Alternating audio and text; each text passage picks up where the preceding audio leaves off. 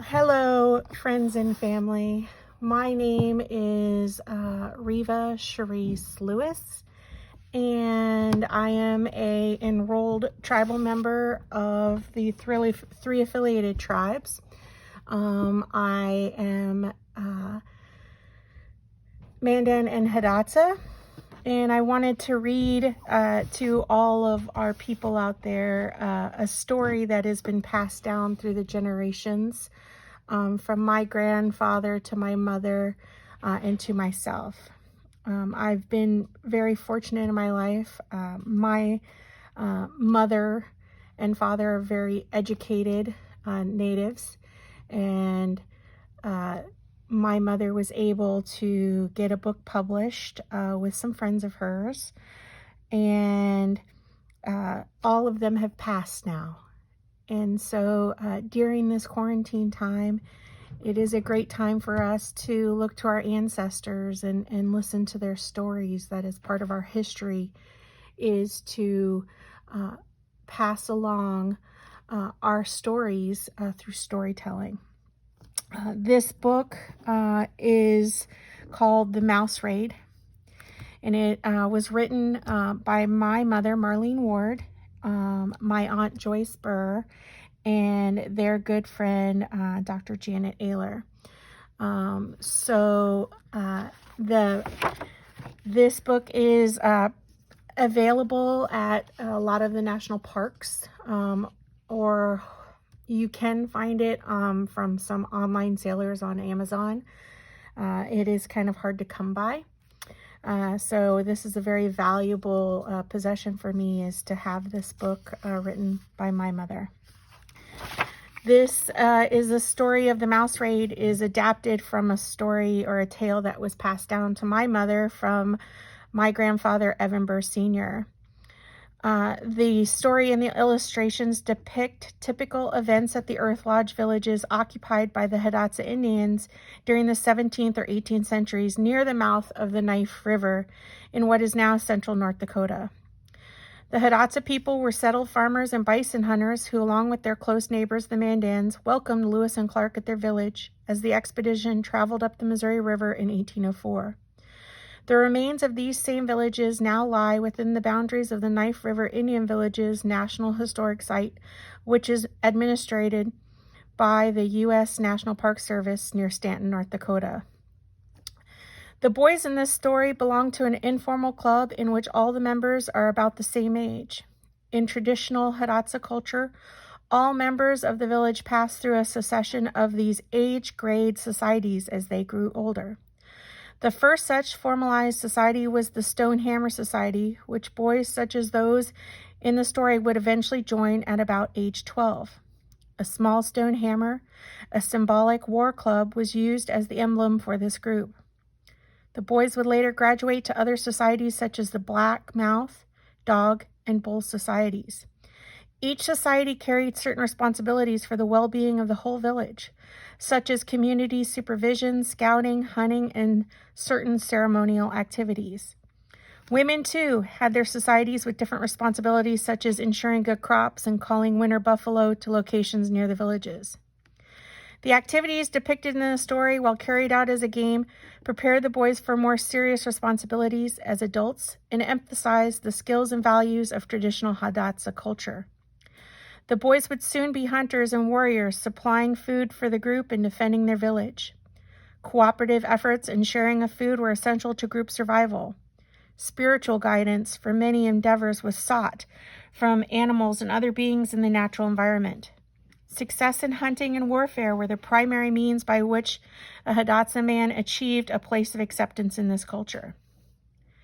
There is an about the authors here, and I'll adapt it since this was from 1989 when this book was copyrighted. Dr. Marlene Ward is a member of the three affiliated tribes of North Dakota and was a professional curriculum developer. Joyce Burr, a Sioux Chippewa Indian, was a professional educator and curriculum developer.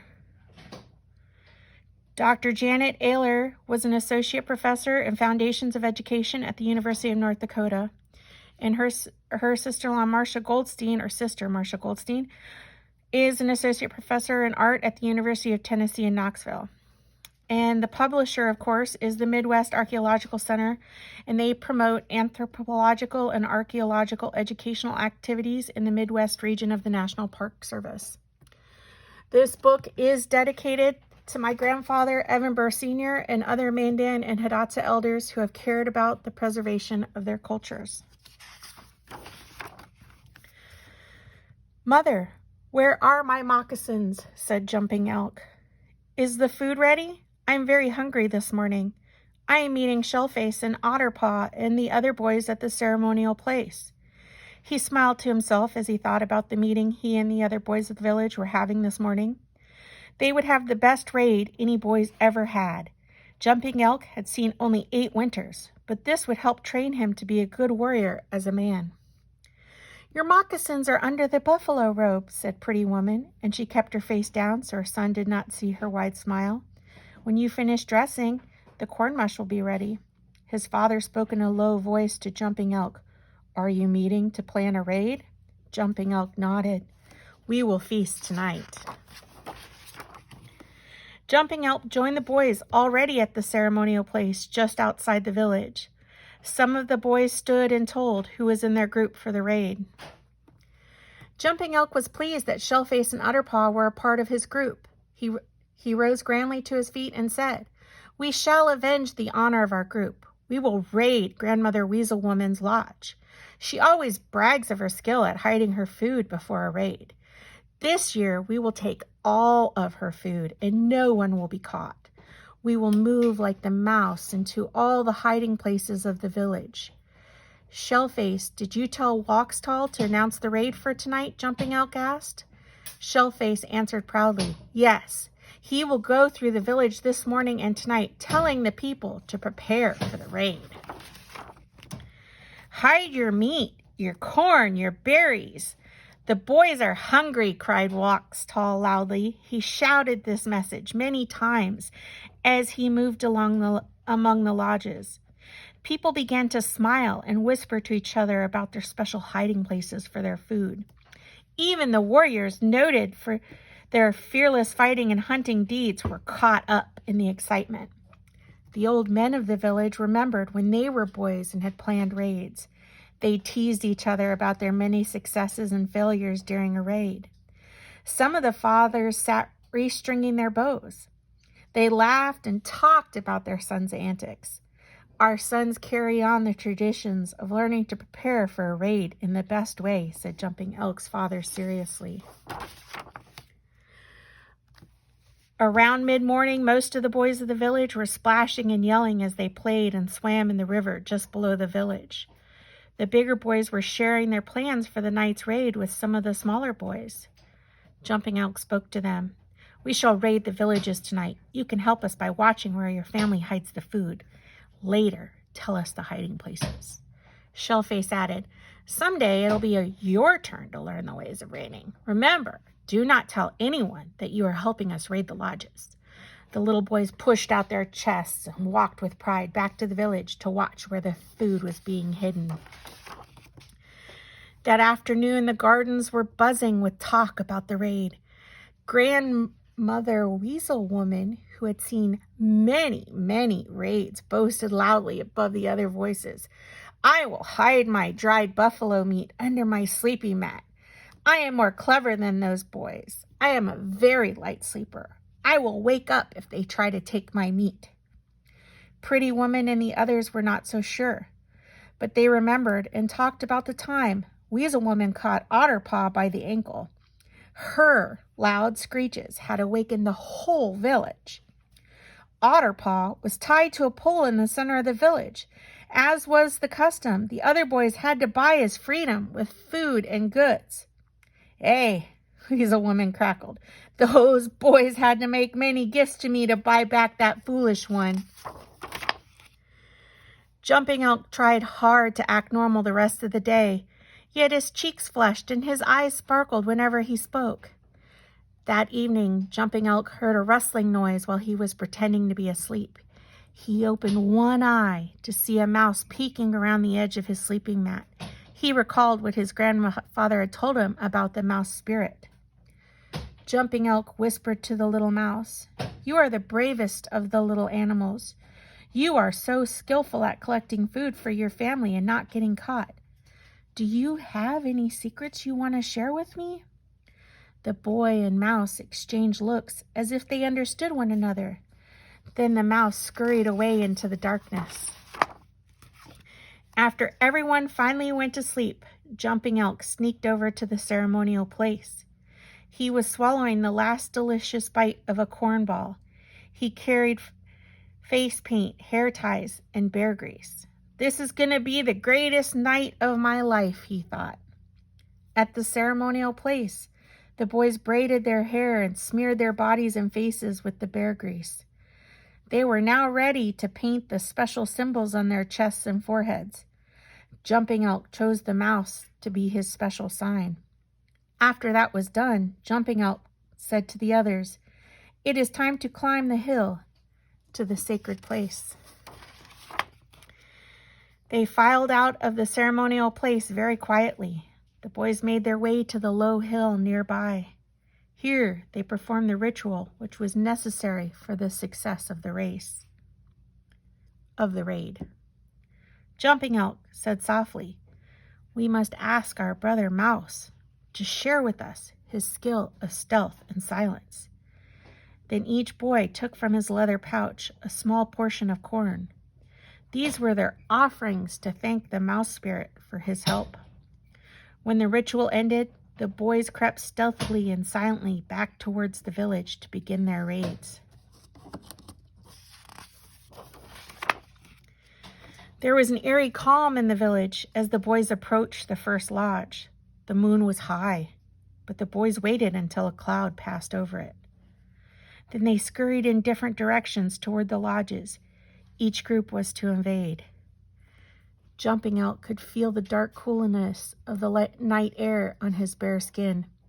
This added to the cold rush of his blood as he anticipated the danger of their raid. He shivered. He looked around at his group and noticed that Shellface was also shivering. He knew each boy was imagining his own triumph or the shame of being caught. The boys' thoughts were so strong, it seemed to wonder what the village slept on. Jumping Elk, Shellface, Utterpaw, and 2 other boys crept quietly into the lodge of Grandmother Weasel Woman. In the dim light of the dying embers, their shadows loomed dark and menacing around the lodge walls. The sound of Grandmother's snoring led them to where she was sleeping. Very carefully, 4 of the boys each grasped a corner of her bed.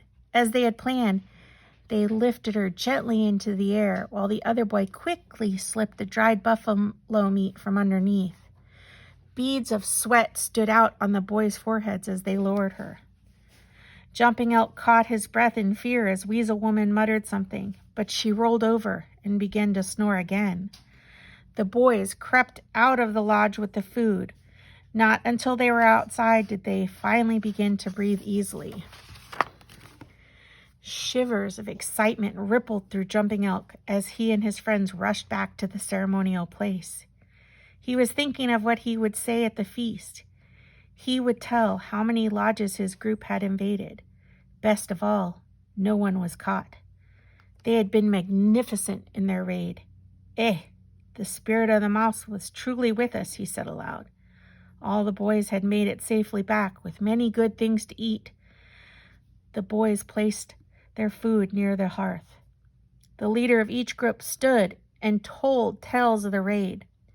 The rest of the group shared their food with everyone. Everything tasted good, but Grandmother Weasel Woman's dried meat was the most delicious. As the feast ended, the boys began returning to their lodges. Their stomachs were full of food and their hearts filled with pride. Their mouse raid was a big success. The people of the village would tell many stories of their deeds. Jumping Elk paused to gaze into the night. He thought that he and the other boys had learned much from the mouse spirit about raiding tonight. And suddenly he chuckled as he imagined Grandmother Weasel Woman's outrage when she discovered all of her dried meat was missing. So this is a story passed down from our Hidatsa elders to us and to pass down to our young ones. My mother and her wonderful friends were good enough to put this into a book for us, and I've been able to acquire a few copies and give them to family members when I could. And my mother made sure that grandchildren and nieces, nephews got copies when she could. And this is something that we need to do for our young, is to tell them the stories of our ancestors so that they know our background and our connection to nature and the animals and the spirits of our ancestors and how they guide us. I'm just going to ask nicely at this time that you all, you take this to heart, and you think about our young and our elders, and in this most important time during this quarantine. And it's up to each of us to do what we can to help each other. We are survivors of great atrocities and horrible things that have happened to us, and diseases that were given to us by the white man. And we will make it through together. We have our society, and we have our beliefs and our strong spirits with us, and our ancestors, they watch over us. Thank you.